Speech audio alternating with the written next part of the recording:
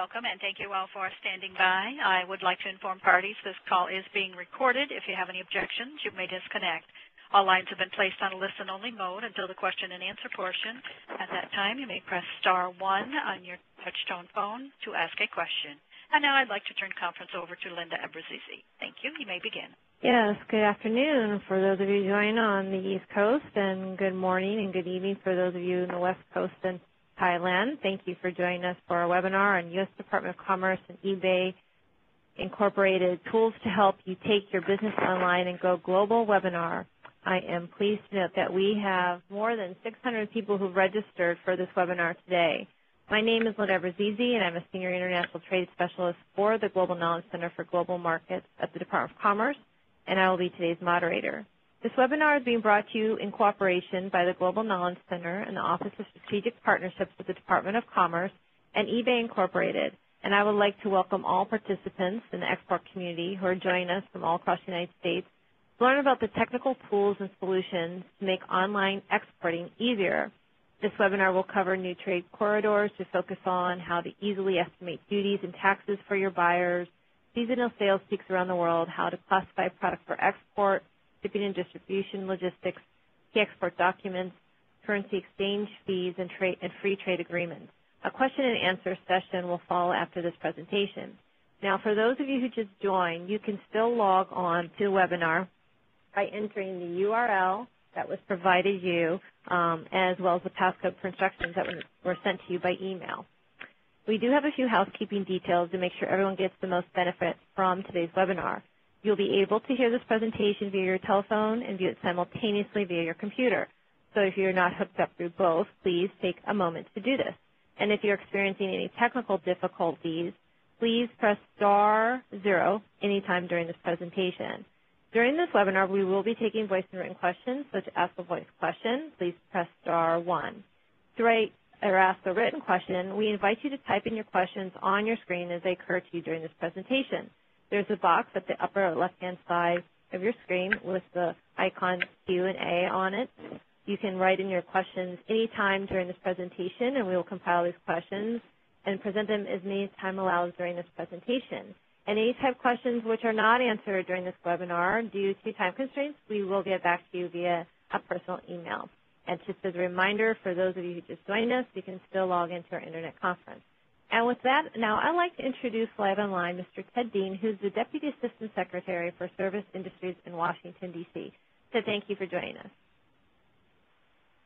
Thank you, Linda, and I just want to take this opportunity to welcome all of you to our webinar today. We have a great program, so I don't want to take very much time, but did want to make two very quick points up front.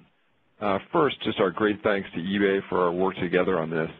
When we announced a strategic partnership with eBay earlier this year, this is exactly the kind of work together we envisioned. So I'm happy you were able to come together to talk about online tools that help U.S. firms export. That's exactly what the Department of Commerce is all about. So this is just a really great opportunity. So my thanks to Melissa and her whole team for coming together with us to do this. The second point I want to make is for companies who are on the call, some of whom I imagine are new to the services that the Department of Commerce can offer. So let me just make one point, actually, as someone who's relatively new to government and relatively new to the Department of Commerce. I ran my own consulting business in Asia for 10-plus years and have just come back to Commerce last year, or just come back to Washington last year to join the Department of Commerce. And so in that time in Asia, I saw from the trenches doing business overseas and the great work that the Commerce Department was doing to open markets and promote U.S. exports. So if this is your first call with the Department of Commerce, I hope it's the start of something as you grow your business internationally. And as you go from this call and travel overseas to promote your business or promote your products, do reach out to our embassies. We have people in over 70 countries around the world. Find your local U.S. Export Assistance Center. We're in over 100 cities around the United States. And reach out to us in Washington for the resources we have here. As someone, as I said, who's new to government but has spent a lot of time doing businesses internationally, you have really fantastic people working on your behalf to help promote your products and promote your businesses internationally. So reach out and find those resources, and I hope we can continue to support your successes overseas. But my thanks again to eBay, and with that, I'll turn it back to Linda.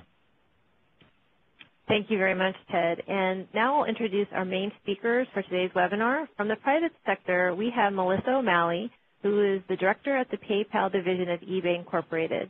Melissa will be presenting a new tool that PayPal has created to help businesses use the internet to target foreign markets and grow their overseas business.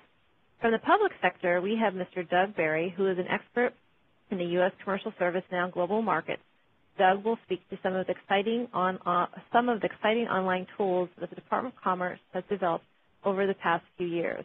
All of these tools are free and open source, so hopefully this webinar will be very beneficial.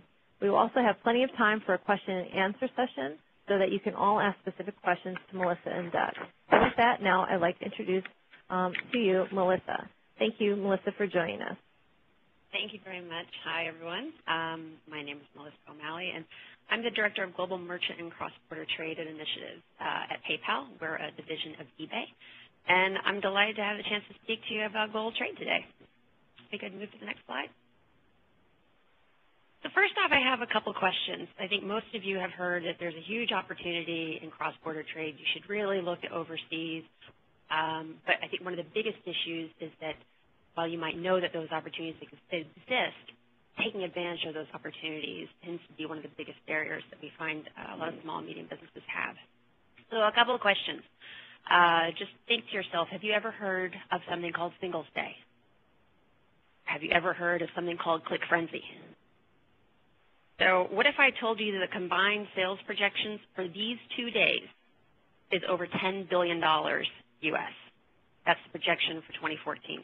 So that's more than 6 times the sales volume of Black Friday, which is something that most U.S. businesses know well and do try and capture.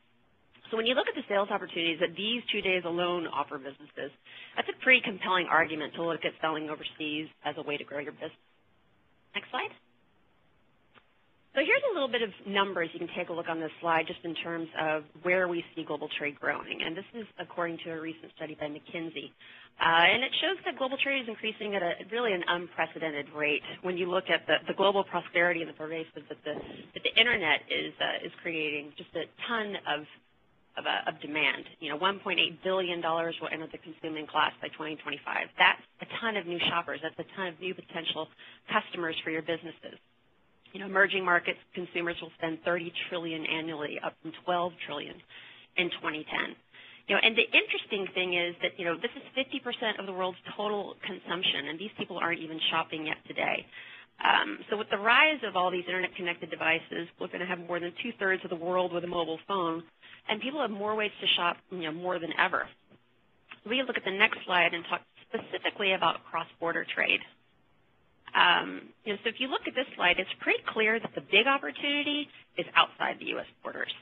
By 2018, we're expecting global trade to grow by leaps and bounds, $307 billion in just 6 markets, so the U.S., U.K., Germany, Brazil, China, and Australia. And that number of cross-border shoppers will increase up to 130 million in 2018. That's a 192% increase from 2013. We've got 72 million consumers that will be using mobile devices to make cross-border purchases. It's a really important statistic to think about when you look at optimizing, for example, your online presence on your website. Is it optimized for your mobile phone or for a tablet? That's the way a lot of people are going to be shopping on your website because a lot of people aren't going to be using a computer. They can't afford a computer. So we're seeing the development of more and more advanced, you know, shipping options, paying options, and major brands that are opening digital storefronts and retailers that are looking at different ways to expand into these new markets. Next slide. Here's some more specifics for you, and this is based on our PayPal data for those 6 corridors I was just mentioning, USA, UK, Germany, Brazil, China, and Australia. And so this gives you a good idea of the top cross-border shopping categories. So when you look at things like health and beauty products, clothing, shoes, and accessories, those are really the top 2 categories that are driving people to go online and shop cross-border. And it's really being driven by 2 things, being driven by choice and by value. So interestingly enough, 80% of the consumers that we spoke to are saying that they buy items from overseas merchants to save money. However, 79%, so almost the same amount, are also purchasing cross-border to find more variety that they can't find locally. So it's not one factor versus another that's really driving why people want to shop cross-border. But it's really amazing to see how businesses are able to scale through cross-border trade. So let's get into a couple specific opportunities on the next slide. At the beginning of the presentation, I asked you if you'd heard about Singles Day. So if there's ever a holiday to add to your selling calendar, if you're deciding that you're going to go out and really try and target one additional day to your selling calendar, check out the numbers on this slide. This would be it. So in 2013, Singles Day grew 83% over 2012. So we're talking sales numbers that tripled Cyber Monday sales. Cyber Monday sales in 2013 were $2.29 billion. And it quadrupled Black Friday, which was $1.9 billion. This is a 24-hour period in 2013 of $8.2 billion in sales. Very similar to what you see in, for example, Cyber Monday. It's the shopping opportunity day. It's not that day that you have to have the gift for. It was initially, for any of you who want a little bit of background on what this phenomenon is, it was originally only celebrated by single people, but now it's a shopping activity for everybody, regardless of their relationship status. And every year it's on November 11th, the 1111, from a calendar perspective, kind of representing Singles Day. And in 2013, there were about 20,000 Chinese and foreign brands marketing their products for the Singles Day. And there were some major American brands that were involved in that. But, it's a great opportunity when you look at the potential of really focusing just on one place to go and to try and expand your market with the huge captive audience there, and we know it's an established retail holiday. Singles Day is a great place to look at. But let's look at a couple other opportunities on the next slide. Here's another example. It's Boxing Day in the UK, Australia, and Canada. So, it's celebrated the day after Christmas. We're looking at huge numbers, 2.7 billion pounds spent on one day, 17 million hours spent shopping online. It's the biggest online shopping day ever in the UK. So for those of you that are also maybe a little bit apprehensive about being able to do sales and support and your website availability in foreign languages, looking at exporting to countries where language is an issue that are English speaking is another great potential option for you. On the next slide. And here's just an interesting sort of cultural phenomenon. Valentine's Day is not actually celebrated on Valentine's Day as we know it, February 14th. In Brazil, it's celebrated on June 12th. Which actually this year happened to be the opening day of World Cup. So I think World Cup memorabilia was probably quite popular for fans there for Valentine's Day. But they've got some fantastic numbers to support online shopping. Where they're expected to nearly double from 2013 to 2018. There's an expected $20 billion that's going to be spent in Brazil just around their version of Valentine's Day. And apparel and footwear are registering the fastest sales growth, so 38% in 2013. So again, this is something where looking cross-border is not only about looking at opportunities, but also looking at the cultural sensitivities. If you need to keep in mind that days that we celebrate may not be days that other people are celebrating, just like this there. You can go to the next slide.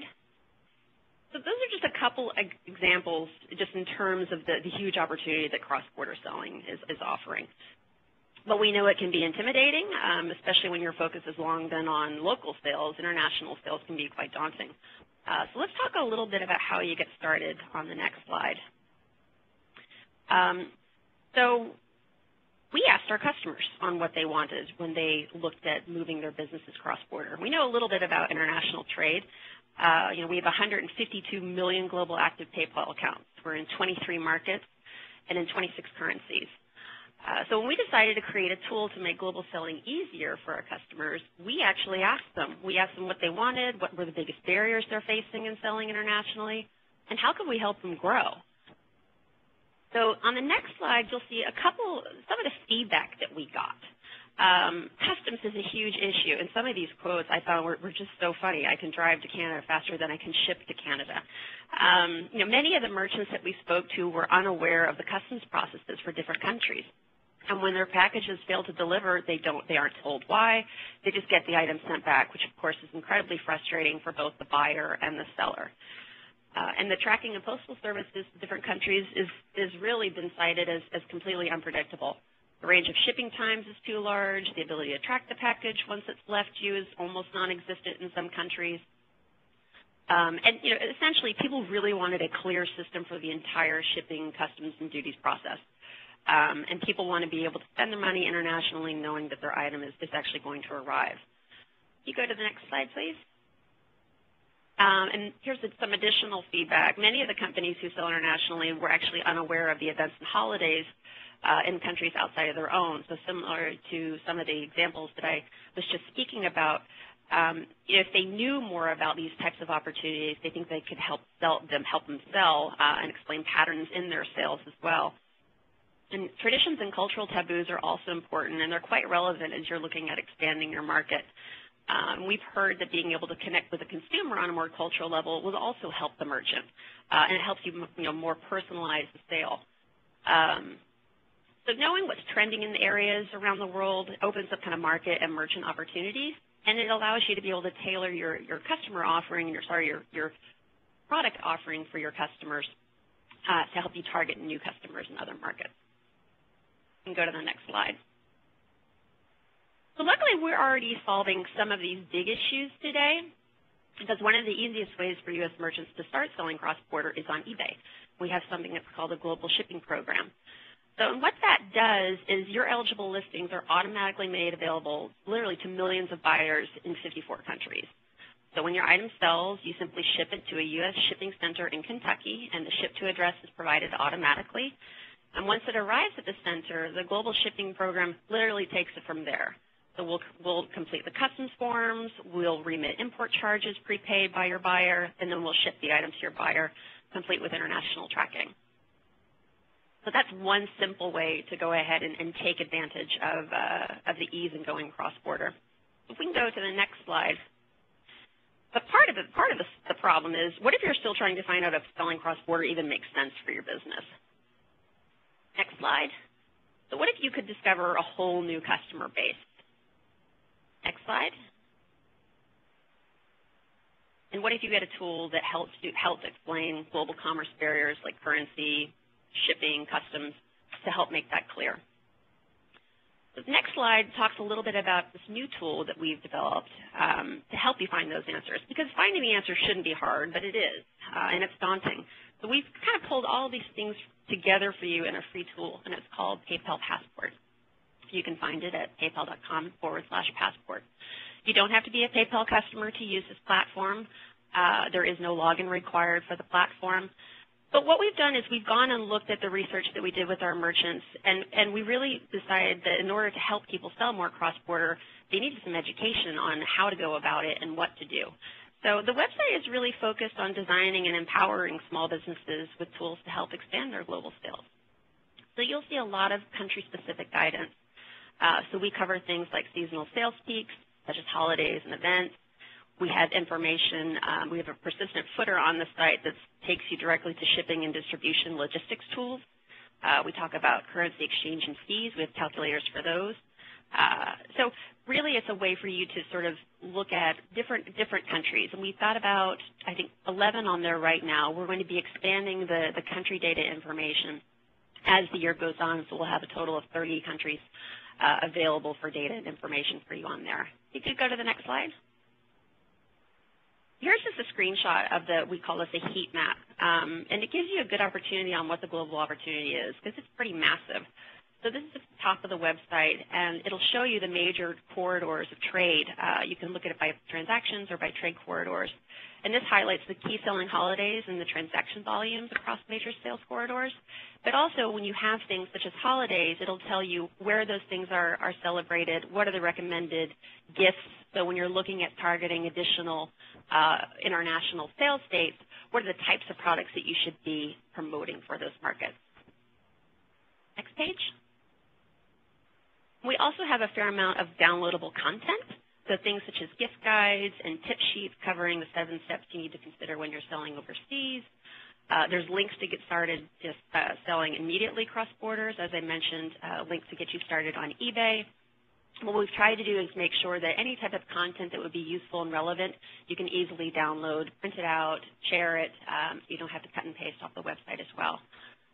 So now we've got everything in one place, and businesses can tap into this via desktop or laptop or tablet or phone. Next slide. So while we've got a ton of information on global retail opportunities with Passport, we realized that that might lead to some specific questions on how your businesses can take advantage of them. So we know sometimes people like using a self-service tool like Passport, but sometimes they also want to be able to speak to someone specifically about your individual business needs. So if you are a PayPal customer, we have a group here that's called the Merchant Optimization Team.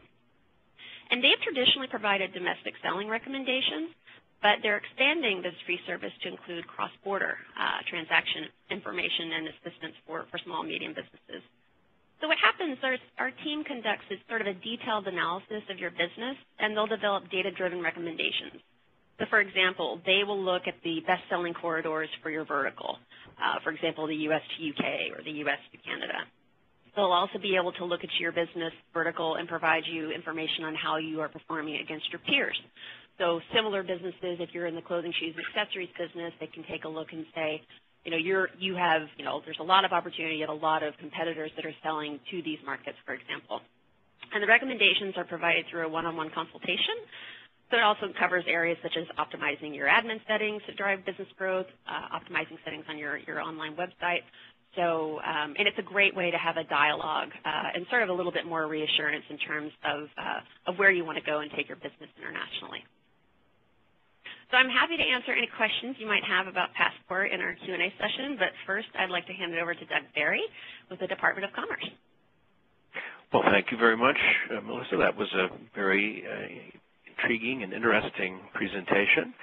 And I'm, of course, here 12 hours ahead of most of you in the United States in Bangkok, where I'm spending the summer working at the embassy. And this is the first webinar that I've actually presented in my pajamas. And I might actually get into the habit of this and do more of them. We, of course, never sleep here at the Commercial Service, literally in this case. And we're around the world gathering information 12 hours ahead so that we can provide the business public with the most up-to-date information. I'm going to talk to you briefly this evening for me and the day for you about some trends and some strategies and some resources that I think you'll be interested in. And first, the next slide is a huge number, a relatively large number, 300,000 U.S. exporters last year for the first time, a record. It's doubled in the last 10 years since I've been in the organization, which is a very good sign. Certainly more companies are thriving because they're selling goods and services outside of our own borders, and this means more jobs for folks in the United States and more profitable companies. 95% of this big number are small and mid-size, and the probably challenge for us is that only 2% of all businesses are engaged in exporting. So there's great growth opportunities and great potential. 57% of the 300,000, this is a really intriguing statistic, data point, they sell to only one market, and that's our northern neighbor for the most part, with 35 million people. So that's something, again, that there's a great deal of opportunity that exists if we can get those 57% to sell to two markets. You can imagine the additional income and the additional jobs that would be created by doubling the number from one to two markets. It shouldn't be that difficult, and certainly won't be with the services that eBay offers and that Melissa just told you about. Then the exporting companies, according to some surveys that we've looked at and some studies that have been done, tend to be much more profitable and less likely to fail than companies that don't export. And another interesting data point is that small companies that use information technology, and this includes web tools, big data, productivity software, they're more profitable than those that don't make as much use of IT tools. And they also tend to export. So there is some correlation between use of social media, web tools, and so forth, and the act of exporting. Small companies that use government export assistance programs tend to export more and to more countries than companies that don't use those services. And then finally, 97% of all consumers in the world today live outside the United States, so that's the growth potential for sure. And on the next slide, we'll talk to you about some trends that certainly make it possible to get involved in this incredible growth potential.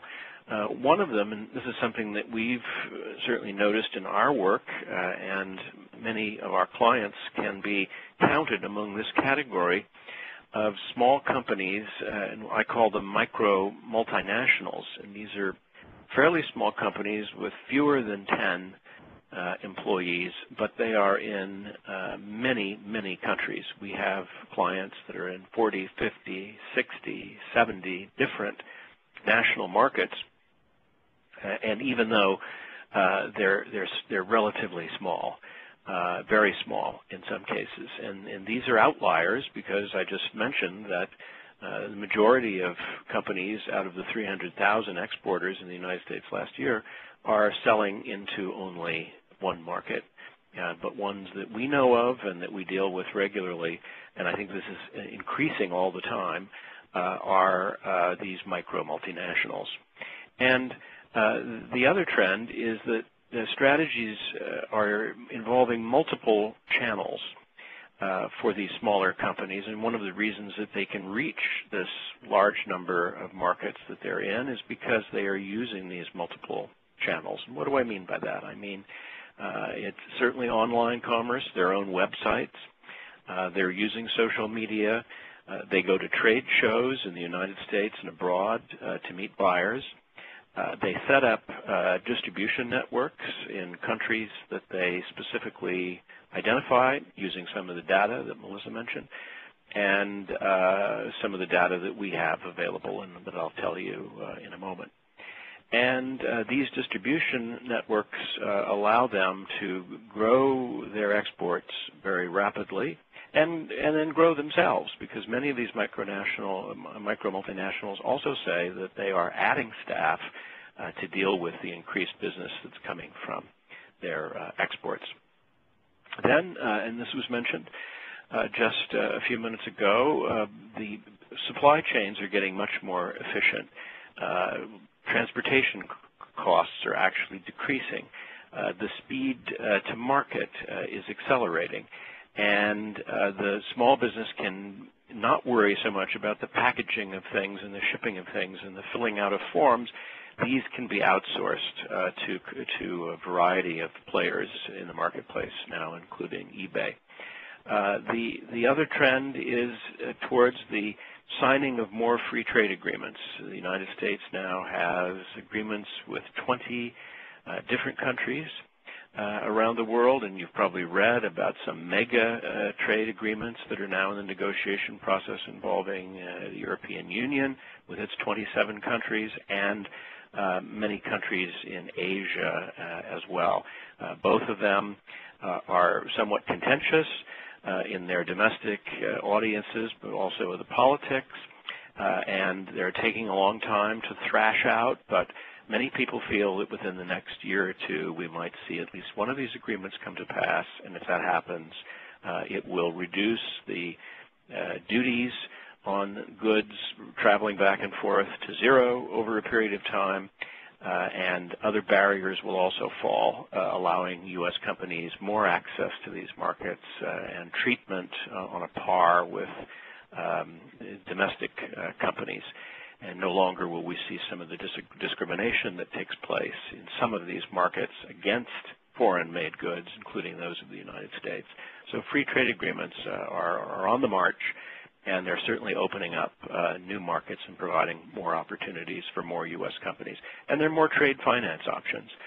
The United States government has a number of them through the Export-Import Bank and the Small Business Administration, but there's also a network of commercial banks that work with these federal programs, and there's insurance to be had that protects your merchandise as it goes from one market to the other. And there's also money for business expansion, and there's loans available that allow you to offer terms to your buyers so you can compete with businesses in other countries whose governments also provide some generous trade financing to them. And those are things that are very much worth knowing about so that you can take advantage of them when you need them, if you need them. Then another trend is the popularity of U.S. products in general, particularly the U.S. brand made in America, but it also goes to the heart of what we're good at. As a culture that's very creative and innovative, people around the world admire the quality of our goods, the imagination that goes into them. They also like the business ethics that we have, and all of those things combine to create automatic interest in U.S. products. Even though they might be a little bit more expensive than some competitors, they do have this advantage because there's just a very high perception of value that people in other countries place in them. And then finally, and certainly this is not a complete list, but those that we'll talk about today are the boom in free and low-cost assistance for exporting companies. You heard what eBay offers. We at the U.S. Department of Commerce offer eBay customers and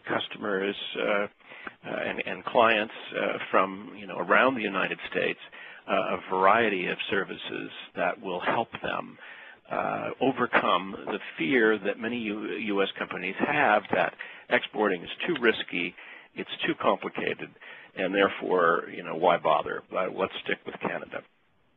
In fact, the ease with which things have changed over the last 4 and 5 years alone makes certainly exporting a important strategy for small companies, and one with a little bit of effort, a little bit of patience, they can certainly master and be successful at. The next slide, please. So the opening of the doors to all of this opportunity, Ted mentioned earlier a number of facts and figures about the U.S. Commercial Service, the worldwide network that we have in more than 75 countries. We also work with our State Department colleagues at embassies in countries where we are not present, some of the smaller markets, maybe less developed ones. And if you count them, we're in more than 200 where we can offer advice and assistance and access to opportunities in those countries. We have more than 100 export assistance centers. Certainly encourage you to find out more about them, give them a call, introduce yourself to them, find out what they can offer you. The offices that we have, including one here in Bangkok, Thailand, that I'm assigned to temporarily. New ones are opening up in Africa, 5 or 6 new countries where we've not had a presence. We will in the next fiscal year. We're adding staff in China as opportunities continue to expand there. We'll have more officers in Southeast Asia, and we're opening an office in Burma called Myanmar now. It's about a 40-minute flight from Bangkok. I'll be going there next week because we're opening an office there in a couple of months. And it is, in some ways, among the poorer countries in the world, but it also is rich in natural resources. It has just opened up its economy in the last 6 months to a year, and people there are crazy for social media. There are 42,000 followers from Myanmar now on the Commercial Service Bangkok Facebook page, more than in Thailand itself. Cellular networks are expanding rapidly in that country, and because of their rich natural resources, within the next few years, you'll see more and more people coming into the middle class and being able to buy U.S. goods. They're very excited about the new relationship with the United States, excited about the opening of the office there, and we expect that we'll be doing a lot more trade with them in the future. We have more than 2,000 people, including Linda, who you heard from, Ted and myself, plus the team here in Thailand and the rest of us in Southeast Asia. And this is a lot of expertise in countries and in the sectors where the United States business can be most competitive.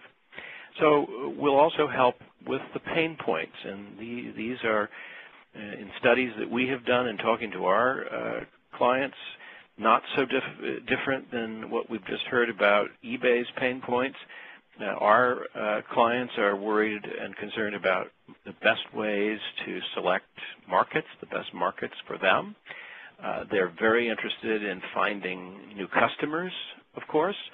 They're very interested in what the regulatory environment is in the countries where they would like to sell their goods and services. They're all different. Every country has their own different way of looking after their food supply, taking care of the health and safety of their citizens and their environment, and these are very important things to know before you actually start shipping to the country. And we have this information and can share it with you. Documentation is another important thing, the paperwork part of it. The U.S. government has certain documentary requirements.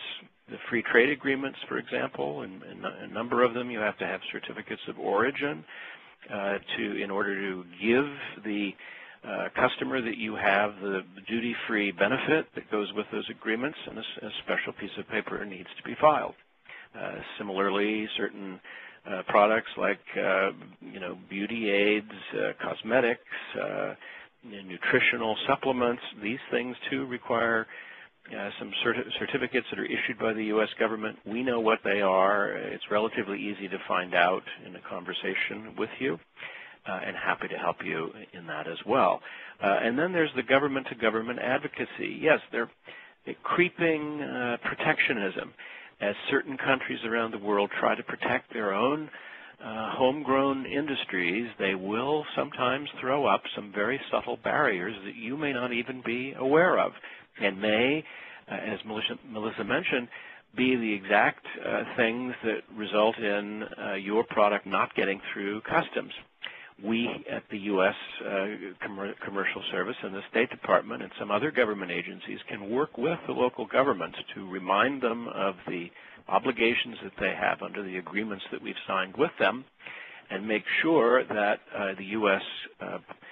supplier is being treated fairly, and sometimes with a few phone calls. I had one the other day. Somebody had a shipment stuck in India.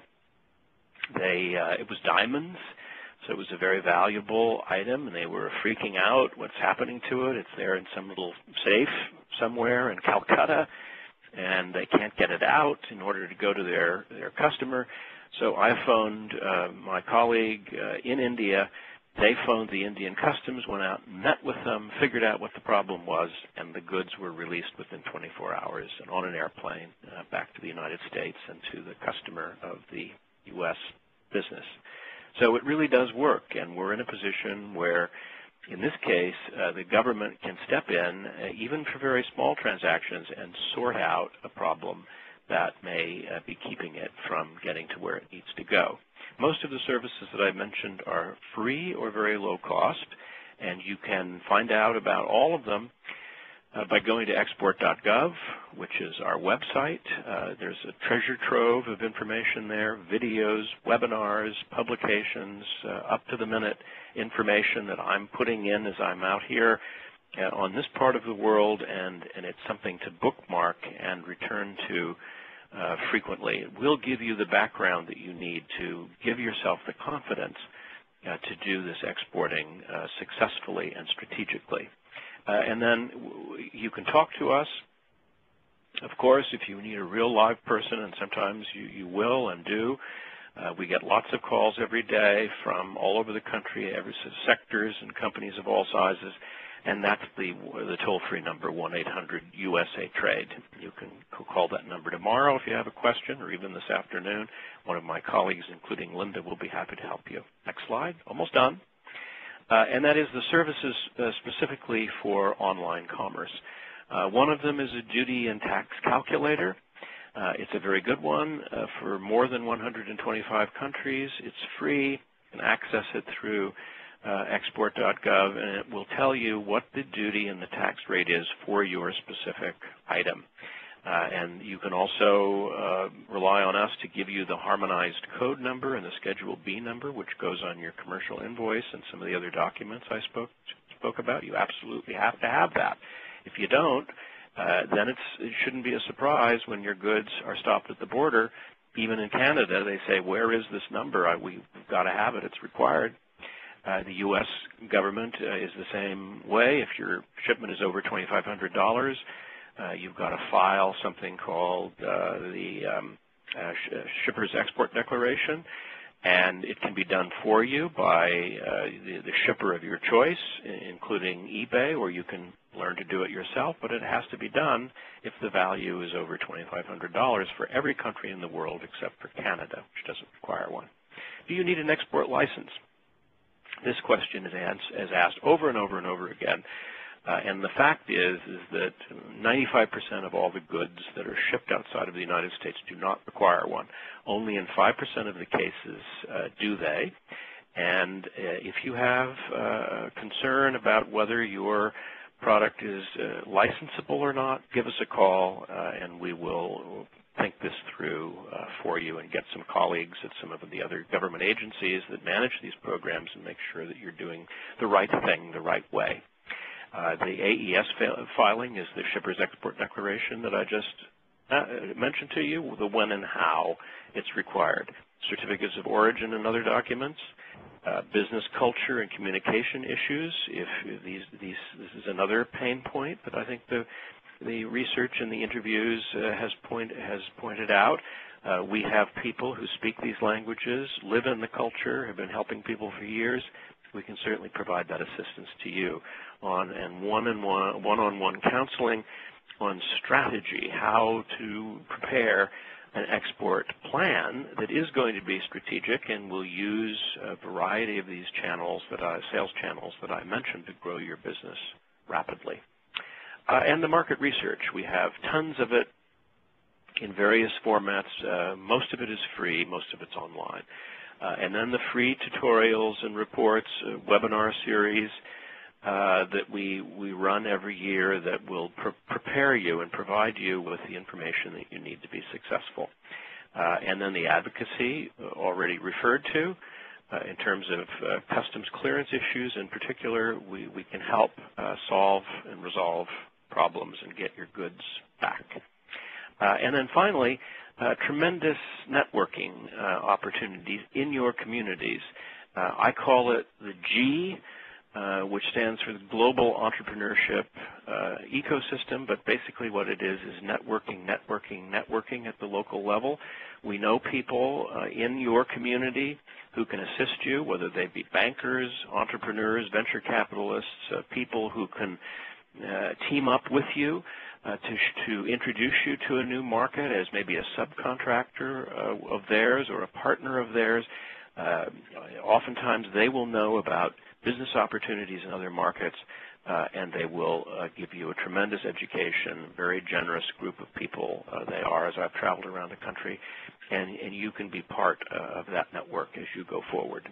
And the next slide, this is Exhibit A of the micro-multinational company. This woman in Georgia who has this great product called the 1-Minute Manicure. She was, a single mom at one point, was unemployed and said, I'm just going to go ahead and I'm going to create my own business. So she was in the kitchen one day, and she was, in the hair care business for a while, and her hands were all cracked and dry, and she says, I've got to be able to find something better than what's available in the marketplace. So she started this business by mixing some potions in her kitchen and came up with this 1-Minute Manicure product. And now she is in more than 50 markets around the world, is a long-time client of ours, and her business has just grown phenomenally over the years. And she's a great poster child for what a small company can do out there in this big world. And the final slide is a little bit of Thailand here. This is my contact information. I'd be happy to help you anytime. I'm on the email here, 12 hours ahead of you. and glad to answer any questions that I can. And as we say here in Thailand, sawadee ka.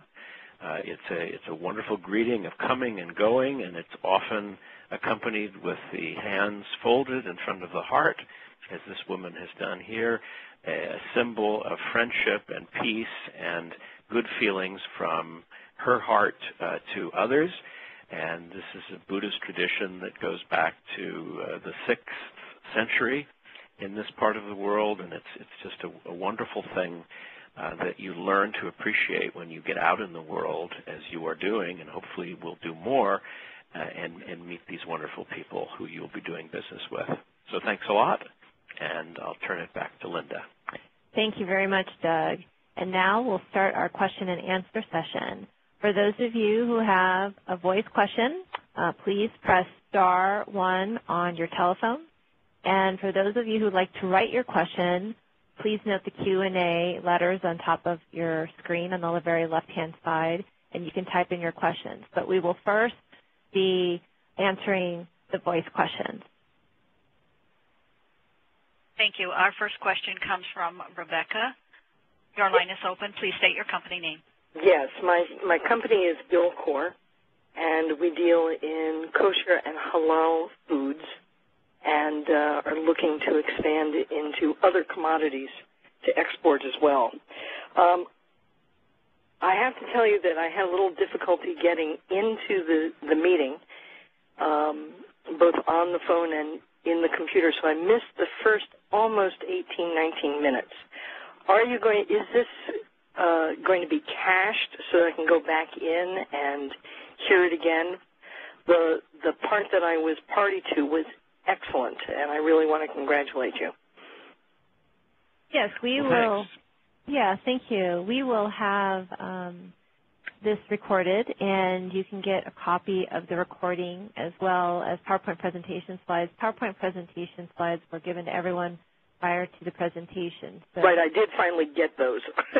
Okay, good. Yeah, I know that some people have some difficulty, but yes, we will have a recording, and that will be available for you. And now is an opportunity for you to ask your questions now that you are in to both Melissa and Doug and see how they can help you. Well, you've provided so many answers. At this point, I just have to ponder where we're going to go next. For me, coming out of the food industry, of course, refrigeration, frozen, shelf-stable foods is always the big issue. So it was why the difficulty of that kind of shipping of refrigerated and frozen foods is what has me thinking about expanding into other commodities that are more stable.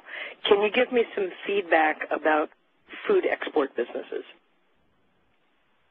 Yes, we help with the processed side of things, and the U.S. Department of Agriculture handles the large bulk commodities. So if you're doing small lots of processed foods, then I think the two agencies work together around the world to identify the best markets for what you have. So I would say, give the local Export Assistance Center a call. Where are you located? I'm in Baltimore, Maryland. Okay. We have a very, very excellent export assistant. They're all excellent, but that one I know. But that's especially excellent. It's especially excellent. And they would be delighted to talk to you. There's a team that deals with processed food products. It's for all across the country and the world. And they'll get together with you, and they'll chat about what you have, what you're interested in, and how we might be able to help you. Fantastic. I'm looking forward to working with you. Thank you. And I learn the most from listening to other people's questions and the answers that come to them. So thank you. Well, thank you for joining us. We appreciate it. Our next question comes from Richard Biggs. Your line is open. Please state your company. Thank you. Good afternoon, morning, and whatever. My company is called Atlantric, and we are an international consulting firm. I'm personally based in Portland, Oregon, but we have offices in a number of countries, and we have a lot of U.S. companies interested in exporting, and we guide them. I'm also a member of the federally appointed Export Council here in Oregon. I was particularly interested in the presentation from Melissa, and we've already put a number of U.S. exporters into 3PL solutions that have been quite cumbersome. So I'm very excited to be able to take a PayPal, eBay solution to some of our clients. The following questions sprang to mind. What are the costs going to be to a company to take advantage of this cross-border product? That's the first question for Melissa.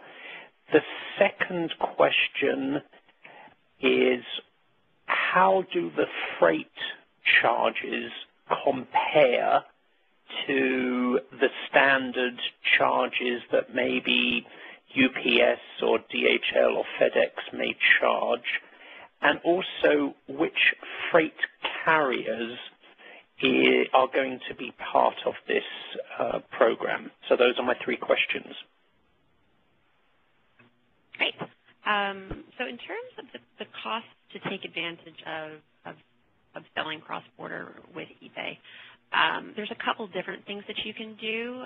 There's actually, if you go online, there's a full page that tells you exactly the terms that you need to do to be able to sell.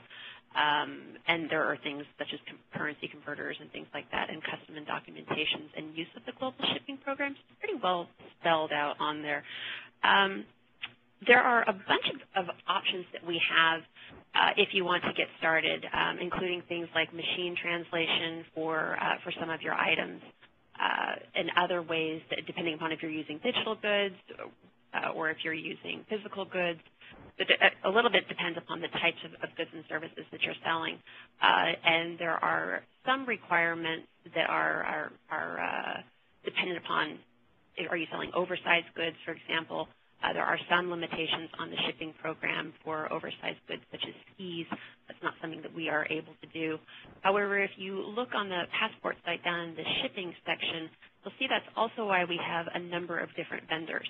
So using the eBay program sort of as a one-stop shop to get started in terms of setting up your eBay presence, getting your items translated into the language that you are interested in selling the market into, and then taking advantage of the global shipping program.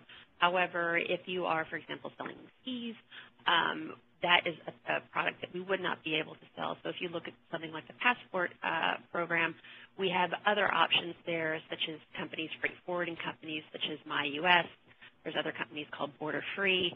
And they can also provide you with a wealth of additional types of options. So say, for example, with the eBay Global Shipping Program, you can also, similarly with MyUS, you can also send to our facility in Kentucky, and we will handle all of the customs and duties for you. There are also opportunities with other shipping companies where you can ship items in bulk. So, for example, if you are trying to sell sports equipment to Australia, you would be able to ship a number of items in bulk so that you can fulfill them quickly on a local basis. There's a variety of kind of permutations that are possible depending upon what you're looking to do. You need, close and short shipping times to do internationally. You may want to do a program like that. If it's something where time is not so much as a factor, you could look at a global shipping program. It is more expensive to use a global shipping program than it is using the U.S. Postal Service. However, if you, if that's a major barrier for you in terms of the amount of time that it's going to take, that's something that we find a lot of people are just very interested in having that managed for them. And the other piece of that is the trackability. We have a seller protection through PayPal, and that's one of the things that people really like a lot about using PayPal when they're selling internationally. So this protects you from losing your money to claims or chargebacks when your buyers say, for example, that they didn't receive the item. If it's sent by a trackable method, PayPal will, and you've met the transaction requirements, we will protect you. So there's a buyer and a seller protection actually on both sides that we do handle globally if you are using PayPal for that. So that's just covered. I think you had questions about the freight charges and then which freight carriers. So there are a lot of different options. eBay is just one of them. But again, it is very specific to what your needs are and the types of goods that you're trying to sell.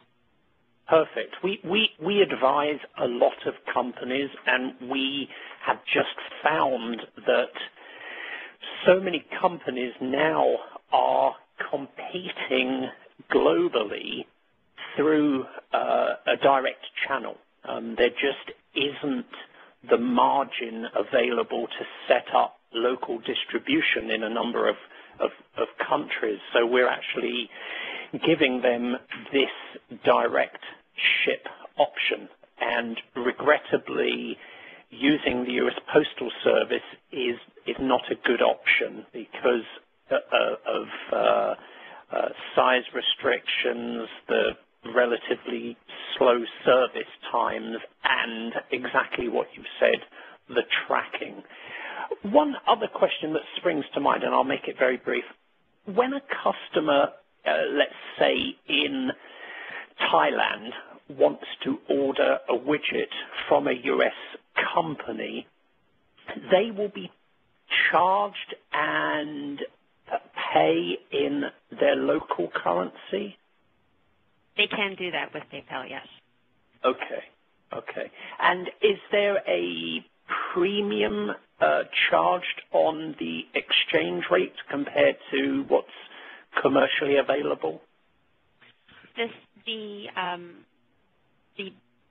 There is a slight foreign exchange fee because it's an international transaction, but it varies. So we operate in 26 currencies, but yes, there is a slight fee. Okay. Good. Well, thank you very much. It was very interesting. Our next question comes from Sabia Qureshi. Your line is open. Please state your company. Marshall Manufacturing. We are a jewelry manufacturing company here in Albuquerque, New Mexico for the past 25 years. And my question is, I did 2 international trade shows after finishing my ExpoTech program here. I wanted to try and sell my products, mainly U.S.-made jewelry with a Southwestern or a Native American look to it, with the turquoise, etc. So this has a very good market in Japan.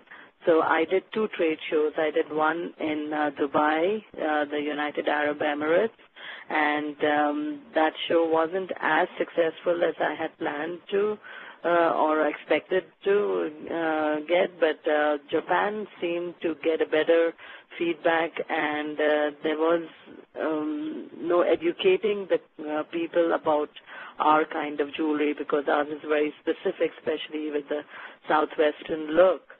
My question is that since I already did the trade show, I invested and I realized that there is marketability for my products.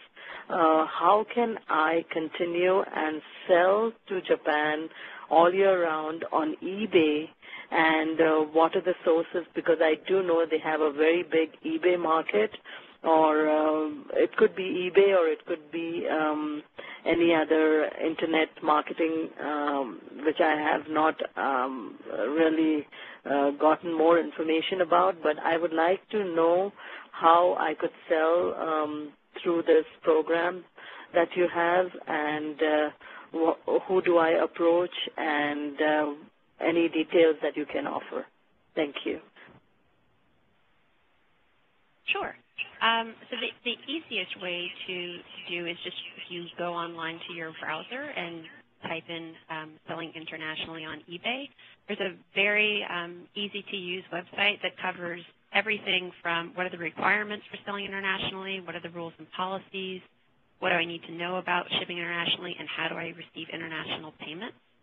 So it's very clearly stated in terms of the types of countries that you're interested in, the types of goods, and what the policies are that would affect the types, for example, the types of goods that you're selling. It's very well sort of kind of thoughtfully put out there, and there's additional pieces around policy by country that you can find out as well. And then if you've got additional questions, we've got an answer center where you can pose specific questions. I'm also happy to help direct you if you have specific questions about different types of merchandise or countries. Happy to point you in the direction. My email is on the presentation, and I can connect you with one of our eBay counterparts for detailed information that you might have questions about. It's great. And an additional thought for the caller is we have an office, a couple of them actually in Japan, and one of the services that we offer, it's called an International Company Profile, is to get your requirements and a description of your product and go into the marketplace and identify a number of Japanese distributors, wholesalers, or retailers who express an interest in purchasing your particular goods. So if you're interested in that, we could also arrange for you to get access to that or have more information about it. And we have an office in Albuquerque that you should get in touch with. Maybe you already do know them because it sounds like you've gone through one of the courses that we participate in, the Export Tech program. And therefore, you should know the folks in Albuquerque, or just give them a call.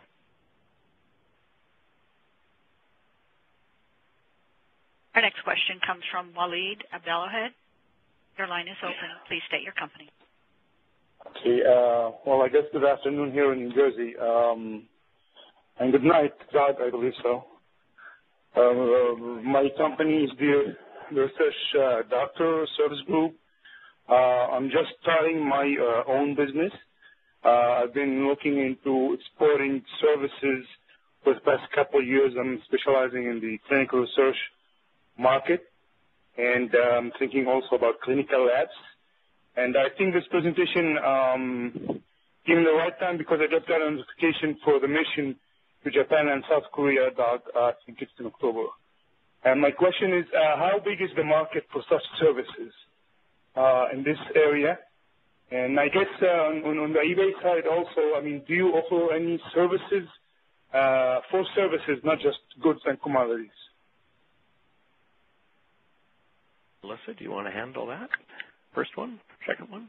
In terms of the market size for or the services, do you do the services? I mean, eBay, it's always goods and products. Now, how is it when it comes to service? If I want to start selling my service, particularly to Japanese and South Asian market, Malaysia, Indonesia, because this market is actually growing in terms of clinical research services. So would you offer any help for that, or do you have a specific tool that I can use? eBay is for physical goods, but for things such as services, the PayPal team could assist you in terms of the transactions that you need to do and things of that nature. But yeah, eBay is for physical goods. Physical things, okay. Yes, and I think the passport resources, too, might be of value to you.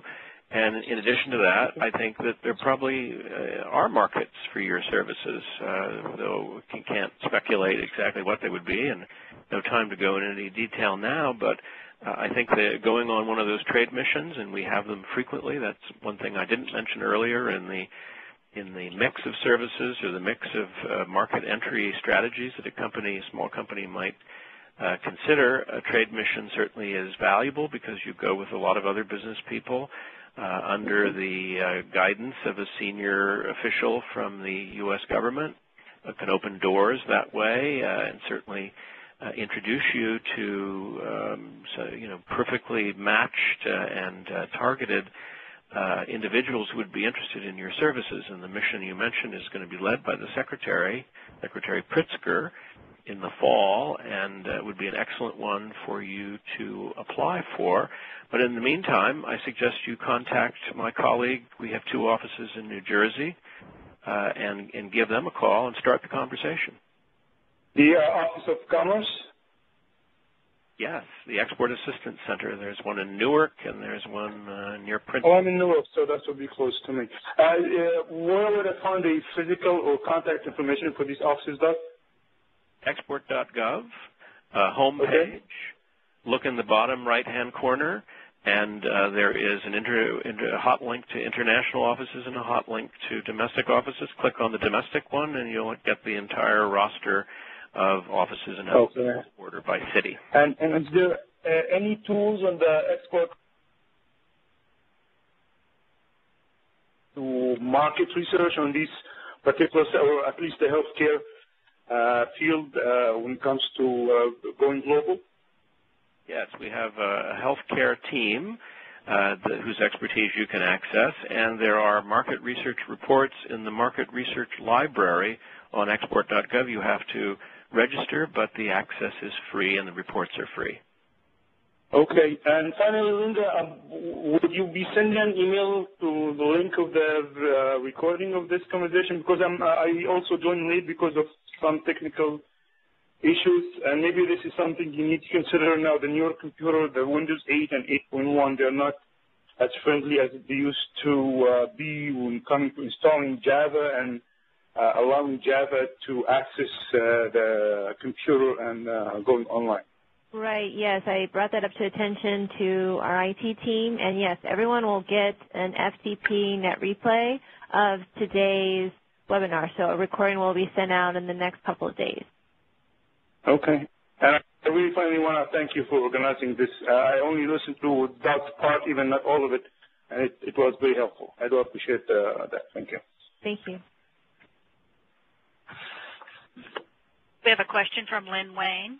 Your line is open. Please state your company. Hi, I work for Baguette. We're a soft goods and design company. I think we fall pretty much into the micro multinational category. I had a couple of questions. The first one, it sounds like the Department of Commerce is partnering with eBay and working on helping global trade that way.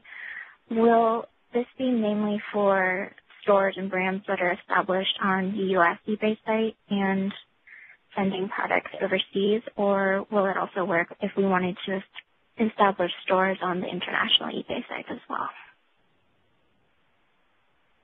So you can, a company of any size can establish a store on eBay. It can be a home run business, or it can be a very large business. We also partner with very large companies that sell items on eBay. So the size of the company is certainly not a barrier to selling on eBay. Oh, no, sorry, I'm not asking about the size. I'm asking if it only works from, you have to establish yourself as on the U.S. eBay site. And you do need to do that first. If I establish myself on, the Chinese eBay site or the Hong Kong eBay site, it doesn't really work that way. Well, if you want to be selling U.S. goods to China, it makes more sense for you to be establishing a site at eBay in the U.S. Just from a banking perspective, since you're probably located here and you would be facilitating payments over here. Okay. If you have a Chinese company, you can certainly open a Chinese presence on eBay China. Absolutely. Okay, I see. And then just in the future, will there be something where you guys will work for with Amazon as well? I think it's a question for the Department of Commerce. Yeah. Well, we currently do not have an arrangement with them, but as the government, we're open to partnerships with everyone. We believe that there's huge opportunity out there, more than any one company can probably handle, and wouldn't be surprised if we announce some new ones in the future, and we would be delighted to work with. And we have 100 partnerships with all kinds of different companies, big and small, transportation companies, logistics companies. and we're as long as they fit the profile of our fairly broad criteria, we're going to grow that partnership base even more because it's the more the merrier, and the more assistance for small companies, the better it will be. Okay. And then I had a question regarding the advocacy you were talking about in your presentation. We run into some problems where troll companies have registered our trademark in other countries that we're exporting from, so our goods get stuck at customs and labeled as counterfeit goods. Do you guys have a program that would help with that? We do. You can. We work very closely with the U.S. Patent and Trademark Office, and in fact, there are several officers here at the embassy in Bangkok who are here to help just on those very issues that you've raised. And I would say that you should. Where are you in this country, in the United States? Where are you located? We have two offices, one in California and one in New York. Our warehouse is located in Northern California, so that's where we have a manufacturer in China, and they're exporting our goods and importing them into the U.S. Okay. Well, we're in Sacramento, and we're in San Francisco, Oakland, San Jose, so we've got you covered. Okay. Would there be, the problem is not getting them into the States, it's more getting them out of China. Do you have an office in China? We do. Okay. Yes, we do. We have, I think, 5 of them there. So give your local export assistance center a call and start the ball rolling. Okay. Thank you. And then another question I just had for, there are a few countries that we have a lot of customs issues with. For example, Russia is one of them. You were talking a lot about kind of upcoming free trade agreements and sort of those sort of updates and seeing how trade of certain countries could be improved. Are those just updates and resources that we can find on export.gov? Yes, you can find them on export.gov. In fact, and I added a book. You can get it on several different e-commerce sites. Probably there's some on eBay, hopefully, for sale somewhere. And it's called Free Trade Agreements: 20 Ways to Grow Your Business. And it has detailed information on all of the free trade agreements, what they include, the countries and the markets that are now open to U.S. goods at 0 duty rate, and all of the different nuances about how to get the goods into the country using the agreement. So I would suggest that you get a copy of that. I think it'll be valuable to you. Okay. Thank you so much. Welcome. Our next question comes from Pam Shanehouse. Your line is open. Please. Hi, thank you. My company is called Alley Style. I'm a fashion, eco-friendly fashion line that's manufactured in Canada, and I am from Canada. But since the market in Canada is very small, I am focusing my business in the States. I have a factory in the States. Can a Canadian company come to you and see if you could help with venture capital or anything like that? Like, is there a value to the Canadian company to work with the U.S. Chamber of Commerce? Well, I think so. One of the rules that we have is that the people that we help the goods that they make have to be 51% U.S. content. So if the fact... I'm sorry, I didn't get that. Could you repeat that? 51% U.S. content? Yes, 51% U.S. content. Is that what you said? Correct. Okay, sorry. I had problems hearing it. Yeah, so at 51%, then we can assist you. Okay. Thank you very much. I appreciate that. It's just the issue is, so would I have to also incorporate in the States for you to help me, which I probably will be incorporating in the States? Yes. Okay. Yes, you would have to do that, and it's a pretty straightforward process. And I thank you for building a factory in the United States. Well, I don't know about a factory, but selling quite a bit in the distribution and that type of thing, because I want to keep my production in Canada. Ah, the production is in Canada. Yeah, we don't manufacture. We manufacture in Canada. It's important to me to stay here as much as I can, but I might be looking into working with manufacturers in the States also. Good. So it should be interesting to see whether 51%, whether I can get to that. Yeah, do the calculations and see. Thank you very much. Appreciate the answer. Okay, thank you. Thank you very much. Everyone, I'm afraid that is all the time we have. Remember, for those of you who might have questions later on, or for questions we didn't answer, we do have them in the written portion. So if you still have questions, please take this moment to write them in the Q&A tab that's on the upper left-hand side of your computer. And also please note the contact information of Doug Barry, so if you have future questions or questions that you can email to them.